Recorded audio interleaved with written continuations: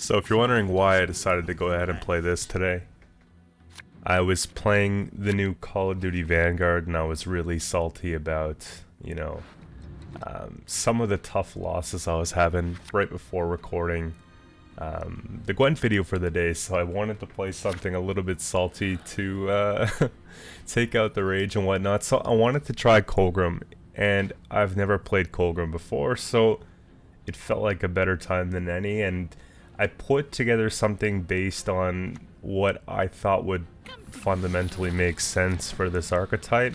The goal of the deck is to congest their deck to make their draws a little bit difficult while thinning out our deck in order to, have a huge card difference between the two decks. And then we put down Kolgrim, we make a copy of Kolgrim, and we just try and win the game in 2 rounds. Now, it gets tricky because if Kolgrim doesn't stick, we have very little win conditions besides that. So let's get into it a bit here. We got first game being Nature's Gift. Now, it got a little bit trickier to play this archetype once they corrected the cards and made it so that you can't really stuff tokens in the deck. So now you're actually stuffing real cards, and it ultimately gives the opponent more points, but I think that's fair. So put down the Adept there. That's just going to boost every turn if there's less cards in our deck than theirs. And, with Sunset in hand, it makes playing things a little bit awkward. I don't really want to play from the right side of my hand, but at the same time, there's certain things that you got to play. So Coda weapons, we'll just go ahead and start clogging that deck. You already see there's a pretty big difference. Like, we took a thin, Knickers came out, we got a 3-card difference in deck, so it works out pretty well. Just having the first coffee of the day. I was gonna record this yesterday, but I ended up taking a nap. I say nap, I laid down at like 8 p.m. and I woke up at 4 a.m. So, I just needed to reset. First coffee of the day. Let's have a look at it here. Honestly, this is probably something I'd play again. It just doesn't feel too ethical, and I like to play decks that just seem like they're sort of fair. Let me know in the comments what you guys think about Kolgrim. Would you play it? Have you played it? Do you enjoy playing it?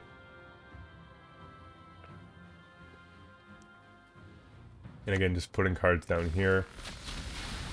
What's nice is that we can actually just use the leader to win the round if we need to, just getting the points from it here. So, we have a pretty big point deficit. Go ahead and take leader to push back the Sunset. Maybe we tuck Kolgrim back in the deck or something like that. It's unfortunate. We don't really want to have that. But, it'll come out anyways.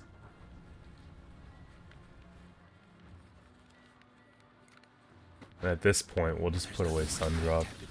Or Snowdrop. Like Sunset's gonna come out regardless, and I think we'll need it in this round. So we'll have one Mage Assassin later on that we don't have thinned out, which is not a big problem. I've seen versions with Dead Man's Tongue as well. That's a consideration for a card you can put in. In this case, there's only one Blightmaker, because I have the Ulrich as well. 2 Blightmakers would be good too. I mean, I guess that was what we're supposed to do with the Assassin then. So that the Ulrich target does have its offense still. So you see what I mean, guys? Like, this is pretty nuts here. We can play down 2 more cards. We probably want to look for that Coated Weapons as soon as possible. But with those, it sort of pushes us to play the other Witcher.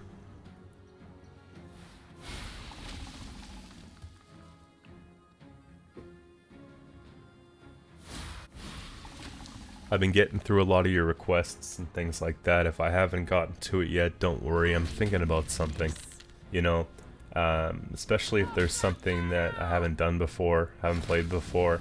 It's very hard to advise people how to play something, like to make a tutorial on that. So it's almost something I have to put together, get good at, and then, eventually publish. So, maybe some of the ones that I'm not as familiar with, I could do some sort of let's play and you know, that way I can actually feature the deck, give my 2 cents of the deck, and you know, whatnot, based on kind of what I'm learning about it. That might be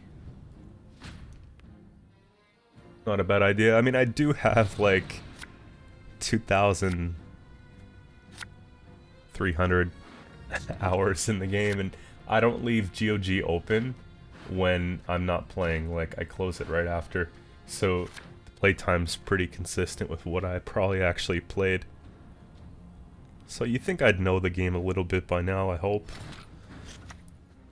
Fian goes down. You know, in this situation, guys, like, even though Afen's in hand and it's bricked, we just gotta force it, because you look at the deck, and that's after them taking a Thin with the Simlas, right? We just gotta go ahead and put this Kolgrim down, and I know they have no way to take care of that. So, like, you know, most of the time, 9 times out of 10, it's Devotion Gift. So, put down Kolgrim, take the Letho next turn, and just have them working at the same time on Adrenaline. It's gonna be wild, right? 20 points per turn, and then we can just look to pass on that, honestly.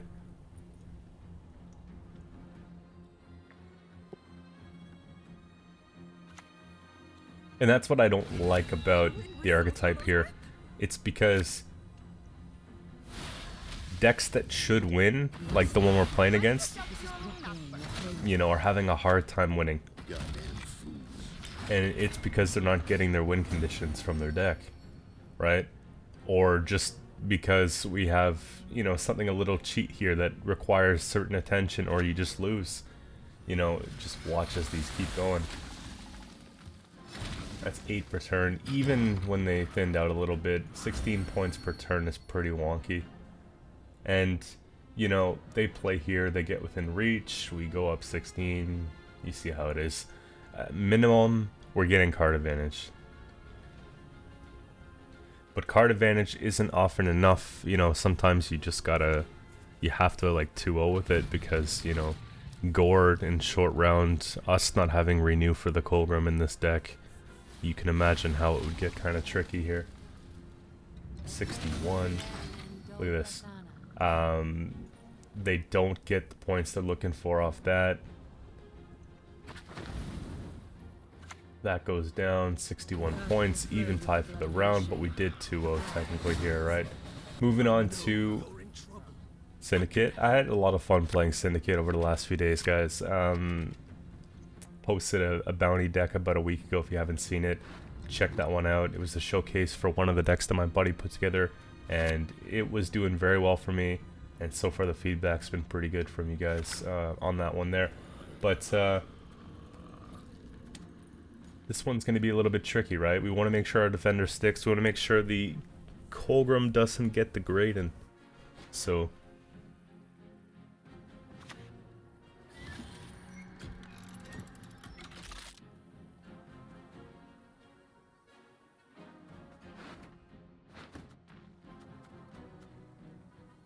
thinking about just putting that in the top of the deck, because, like, for what it's worth, it sort of prevents it from working.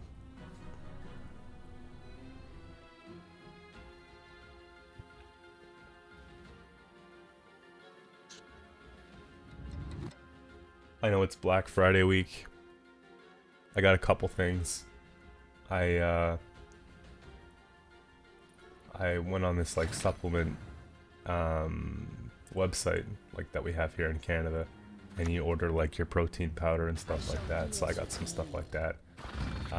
Mainly for me, like, I try not to drink soda anymore, and you know, I want to make sure I'm staying hydrated enough and not having too much caffeine. So I got like some flavored like amino acid drinks and stuff like that, like tropical punch. We got like an Arctic orange thing coming on the way. Like, I'm excited.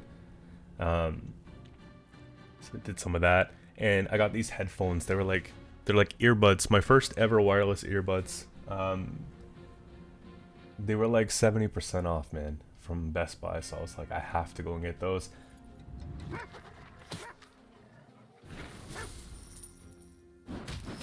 It's like the best time of year to shop, you know? Just thinking about maybe something I can get as well to upgrade the content that I do here. started looking at cameras and stuff like that. Because, like, I have a webcam and, you know, I might be doing more face cam videos soon. Like, I have no problem doing that. But I definitely want, like, a little bit nicer camera. Because when I picked up my webcam, it was, it was when COVID first started. And there wasn't really a lot of them in stock and stuff like that. So I didn't really get what I wanted at the time.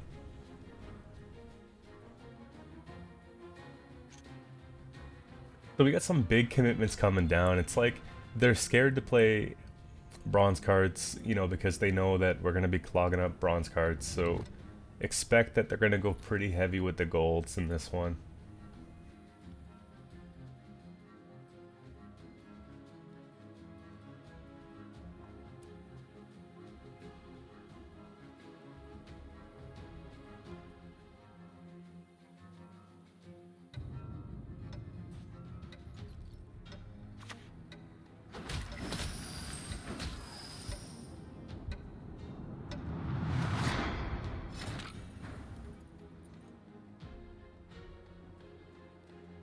And so, like, we want to clog, but at the same time, we don't want to clog something like that. And plus, we don't have adrenaline on, you know, the Witcher anyways. So we have to go ahead and play something to the right side of Sunset, which is fine. I think Sunset is just good in this kind of deck, even though, like, even if it's not giving us a ton of points, it's still helping get our deck thinned out a little bit. And it's still putting a little bit of pressure on the opponent, you know? And ultimately, cards like Snowdrop and our leader can, you know, make it a bit more effective. Letho's good in the list because Letho has like another copy for the defender if we need it. It can also copy a Snowdrop if we sort of lose our initial strat. So, you know, it's a little bit more versatile that way. I bring death quite. I know there was one game where it was a game I won, but I played one of the Witchers that boost, like the Viper Witchers. I played them accidentally after I stuffed the token, and I destroyed the unit, and I just felt like there'd be a lot of flack for that one, so I might have cut that game out of this one here, but it was against Nilfgaard Double Cross. And like I said, that's a really tricky matchup because you are relying on the opponent not being able to thin cards as effectively as you. So if the opponent plays a very thinned out deck, especially with Nilfgaard right now having some universal thinning cards that you're putting in every single archetype deck, it gets kind of tricky. So Kolgrim was pretty sad in that matchup anyways.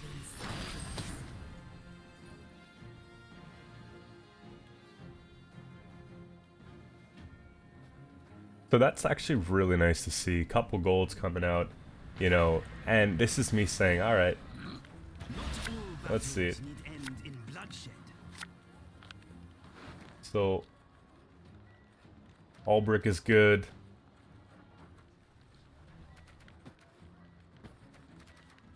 Toss those back. We can get Albrick into the FN later.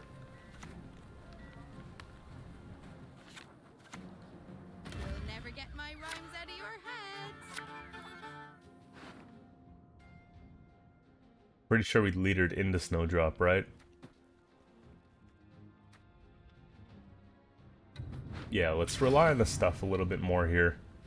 So, we'll do maybe one stuff, two stuffs and one thin and pass.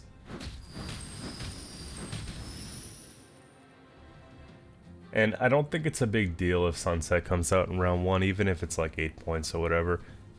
The goal is to just win the round 1 by any means, because if they bleed out the Kolgrim, especially when you're not renew Kolgrim, then it's going to be hard to get to a round 3. I didn't want to go ahead and play renew for the first time around just because I wanted to make sure I was able to get to a round 3, and I felt like, you know, if I put in renew, it would mean a lot less provisions for points and stuff like that. I guess renew would essentially take place of Sunset.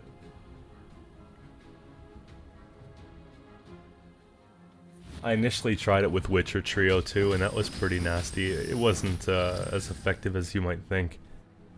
Just because when you're playing Nilfgaard, it feels like the Witcher Trio is just like inefficient. They're a little bit more expensive than some of the other thin options that you have.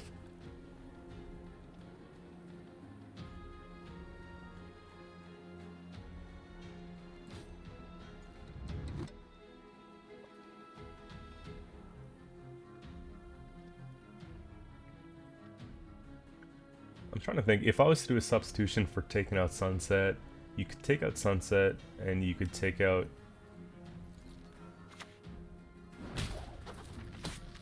arguably Snowdrop. Maybe put like a Council and a Renew. Something to that effect in that area. Not card for card, but... So again, we're still in a really good spot here, because look... Like, we go ahead and we play this here. You know, I want to play location first because I'm thinking about what my best option is. I don't really want to stuff golds, you know? But I do want to have the ability to, you know, tap into the location next turn and get that extra stuff before we go and we play the other Witcher and, you know, do another clog here. But we're looking for a better target to clog. I want to see a bronze card come out here. Like a leader charge would be great.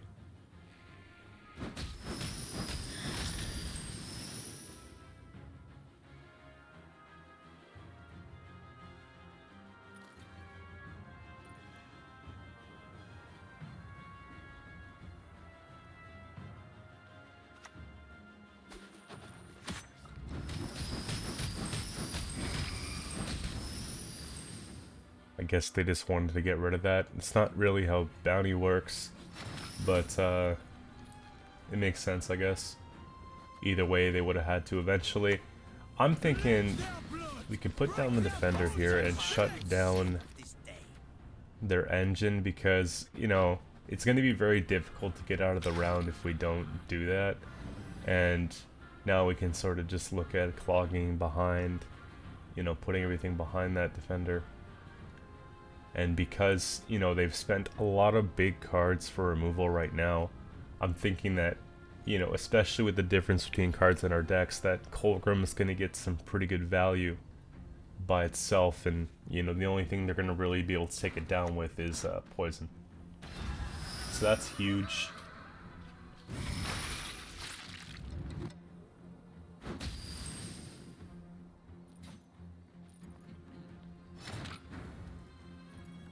Huge. And honestly, I think stuffing a freak show is fair because, you know, it's one of those cards that's only good if they have profit, and I've been seeing a lot of cards come down that generate profit. So putting a couple of those in there is not going to be really great for them. It'll play at 6 points at best, versus playing one of the other things. It's just like stuffing a win condition back in their deck, so I don't really know how I feel about that.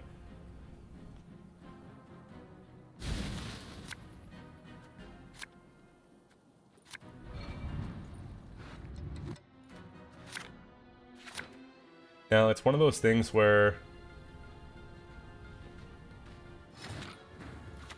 sort of play it out and see here. I don't think it's going to be enough points to 2-0 necessarily, because they have the 2 leader charges and maybe something like Siggy, lots of big cards. So, but then again, it's kind of hard not to when they play something like that, right?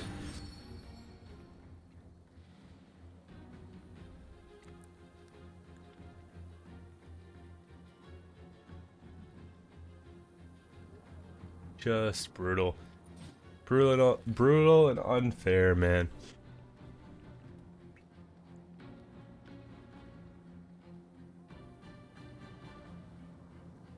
I'm gonna get this one up shortly after I do this little talk on it. It'll be up within the hour of right now, and then we'll be working on something new. I have a couple more journey challenges for the week that I have to complete. For whatever reason, I was doing the seasonal trees, and one of them is bugged right now, so even though I finished the tree, there's still one node that's not working, so I have to look into that. I'm going to send an email to CDPR. You see that big win? Holy shit. Yeah, I would just rage quit too. It makes me feel sort of guilty doing it in this case, but you know, I gotta admit it was kind of fun in the process. Tuck back Roach, that'll come naturally out of deck. Moving on to Frost. I'm a little bit worried about this one here because they have a lot of points and they have a good amount of control, and you know, I already see the line of sight for how they would win this game against us. They can move the defender with a leader charge or a bruiser, and then they can Imlerith's Wrath, you know, our Kolgrim, and if they have Mamuna out there, the ceiling's going to be very high. So it's one of those things where I'm playing this out, but I'm not super confident while I'm, you know, starting the game, because I feel like it's kind of a, it could be a go next type game.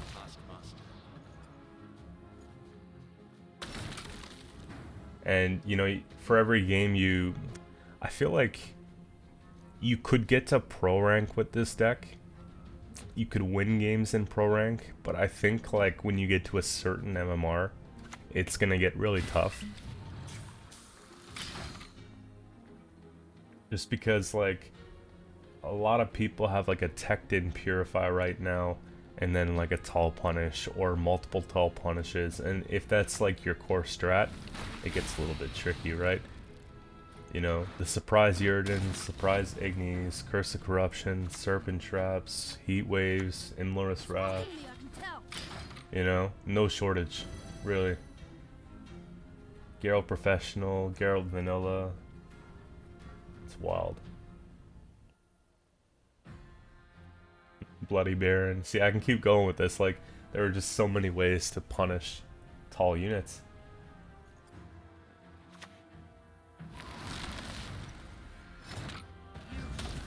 And our round one strat's like very slow too, if you think about it, because all we're doing is trying to clog as much as possible. And, you know, these clog moves don't generate a lot of points. You know, those Witchers are actually kind of one of our core strats for actually sort of climbing ahead. Maybe that and hunting pack a couple thin packages, you know. But other than that, it's not really too crazy. So you love to see it. I want to look at tucking potentially Kolgrim back, just because I know it's something we can't play this turn, or this round, right? And so then, you know, in this case, you could look at maybe even putting Letho back. And yeah, Defender, Coded Weapons, because we have other ways. I could thin here. We could take the Ulbrich. We could take, you know, just a couple more clogs.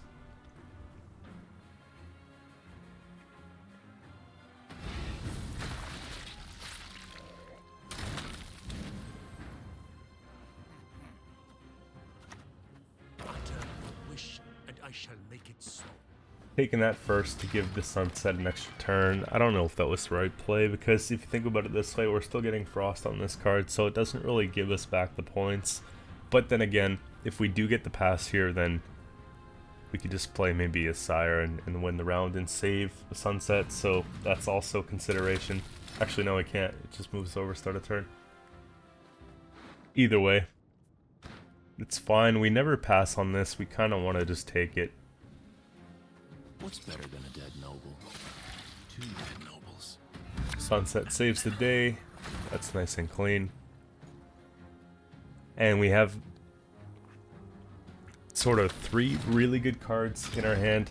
We didn't get to stuff a lot because, you know, they had the Riders, they had Winter Queen, they had all that sort of stuff, right?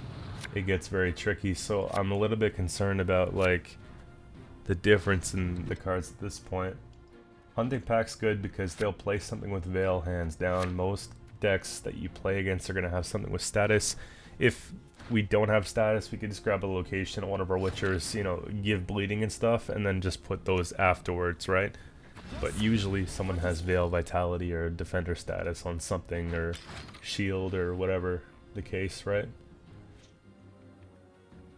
Now, in this specific archetype, what I realized is that cards don't really, like, the card difference in hand isn't very important. It's almost more effective if we have less cards in our hand than the opponent, so we can get to Adrenaline faster and ultimately give the Kolgrim more turns. So, you know, if you're normally playing a style of deck where you don't feel comfortable bleeding a card down, with this one here, that's like pretty much the way. And so that doesn't work because they don't have dominance.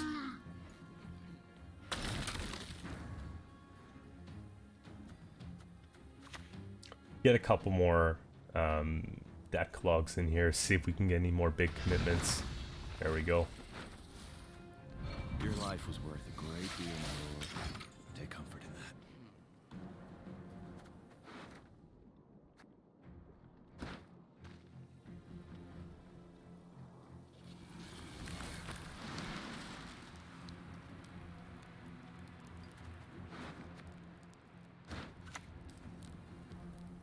Gales just plays for points. That's nice.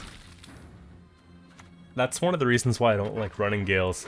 Like, I know you should in some cases, but like I feel like Gales into Naglfar is just like, why? Tutor to grab a tutor to grab a card. It sucks. I actually, like, I prefer the Wispus Trib. Pull an organic card. It doesn't work in this deck necessarily, but at least you feel like you're doing something.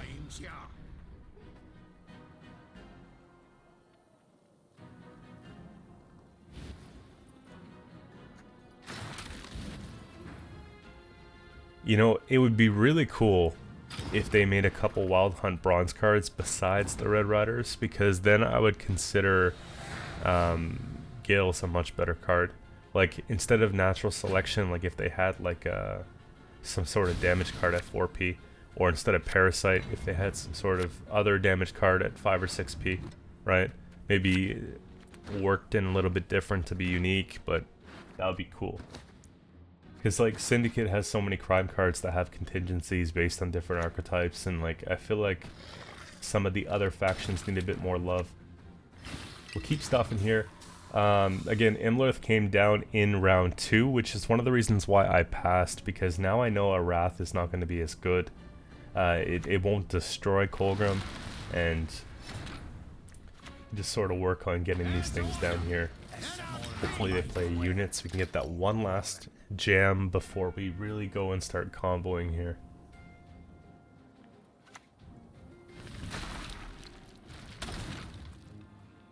Hopefully you guys had a good time hanging out this morning. If you guys like the regular uploads that I do, I'm uploading every single day, and it's primarily Gwent content, but sometimes I'll play other games that I like too, you know, and that's no problem really. But make sure you drop a sub to the channel, support the cause. I've been working towards getting 1,000 followers on this, or subscribers rather, and you know, we're almost at the goal. We've got like 30 to go. Got Lethal coming down on Kolgrim. And now it's just out of hand, because Mamuna played for not a lot. And whatever they play at this point, it's too late. We'll see you guys tomorrow.